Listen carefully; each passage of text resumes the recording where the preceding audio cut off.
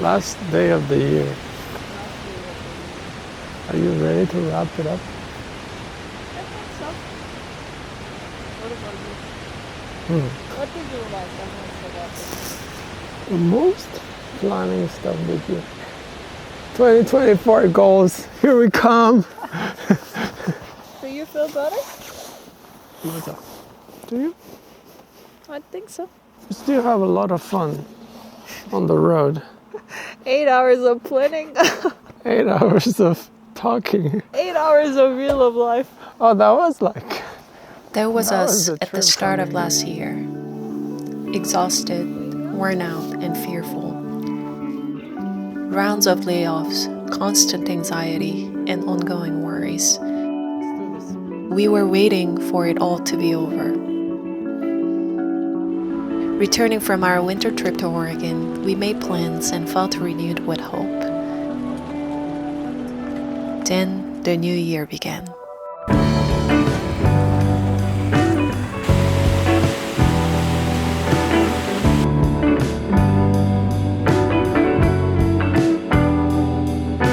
Kids get high in the basement sometimes. Me, how are you doing? So no. What's that today? I bet you're doing a little better. I am, but I have some stuff to do. It's kind of stressful. I need to get started. Okay. So it's not being tired, like physically tired, although that can be a part of it. It's more like mentally exhausted. It looked like there's no way out. There's no hope.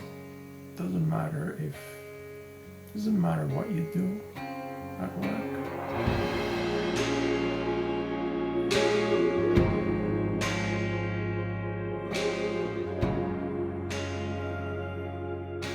Well, for me, there were times when I was completely unable to do things, like really paralyzed. It's like no matter what you do, it will be bad. I remember listening to some video or reading something about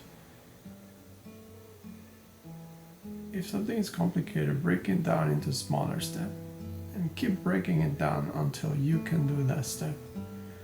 So I got to a point where I had to break things down so much.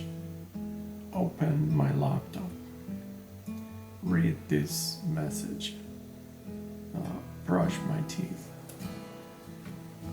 And it sounds ridiculous, but at some point I was like that. Just like that, a year has passed.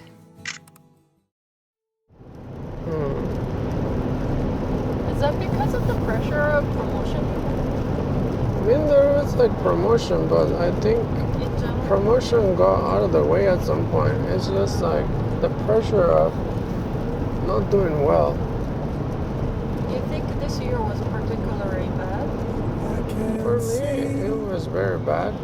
And I think, but the good thing is realizing how bad things are going. It is winter again, and we are back here, exactly where we were a year ago. I sometimes wonder what kind of work am I leaving without knowing. They have like salt grinder here.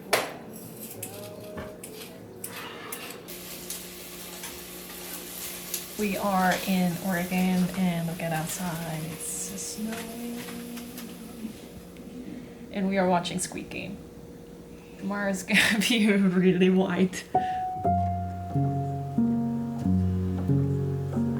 I'm my husband's biggest fan. He's smart and funny and always striving to improve. But burnout feels like a very heavy, wet blanket, hard to breathe through, joy-killing, and very dark inside. I also work a lot and was utterly exhausted. And returning home from the office, I was met by this depressive and draining energy. And I started at some point dreading returning to it, and that scared me. And when I'm scared, I tend to get really mad because that fear takes up all the room in my mind and it leaves no room for me to step back and process. And I was always mad, and that was not a very pleasant state to be in. Seeing him like that, it is very easy to feel like I should lift him up. I wanted to do something for him. Yabo, do you want to get some air? But one day, he sat completely still at his desk, paralyzed, and quietly started crying. I realized that just being there with him was all I could do.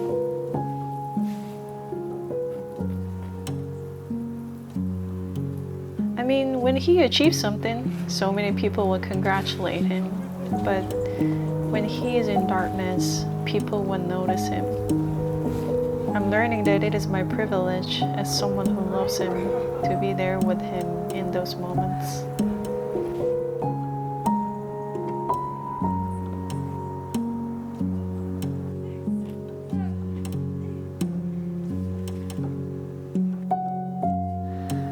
I'm a little tired.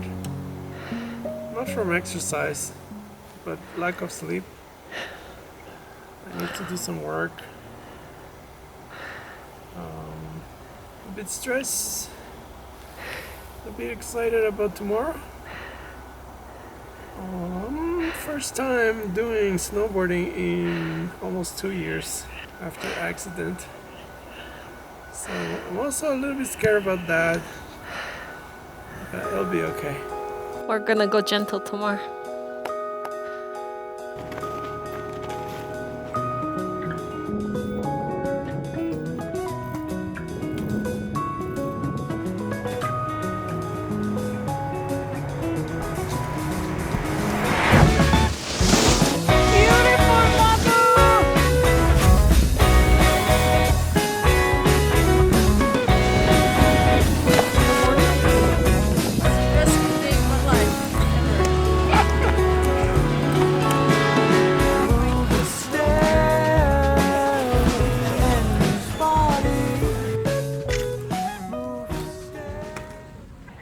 I think this happened to us last year and in previous years, where the year starts and I'm gonna focus on doing all these amazing things. Just thinking about all the good things you're gonna do feels more exciting and you feel better in the moment.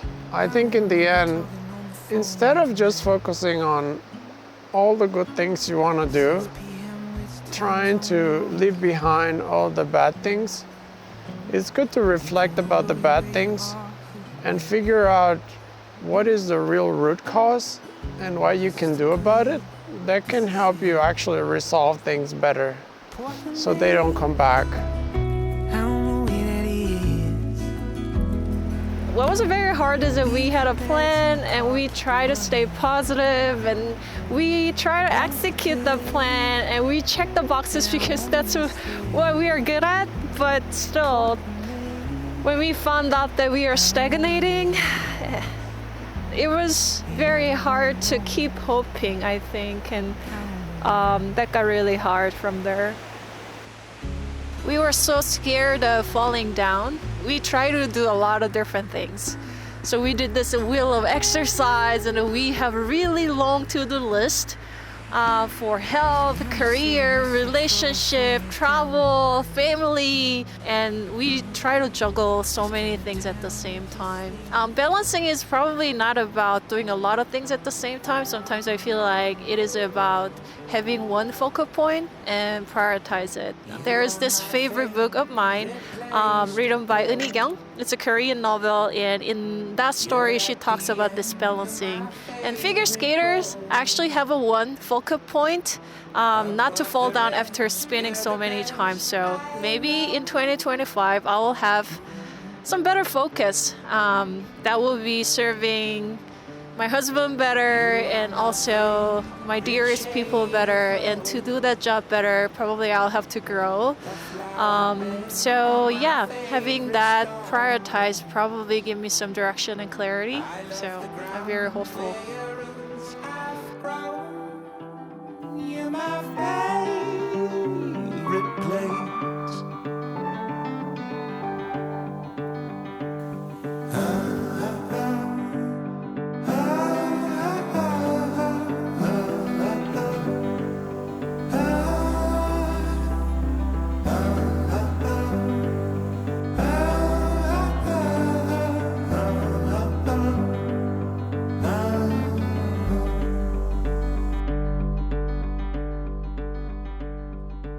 Heading into a new year once again, will everything be okay in 2025? We cannot say. Will we find ourselves better in 2025? That too remains unknown. Once again, we hold to this truth. Storms pass, darkness fades. Every ending whispers a beginning, and good things are always on their way. We'll be here, waiting patiently.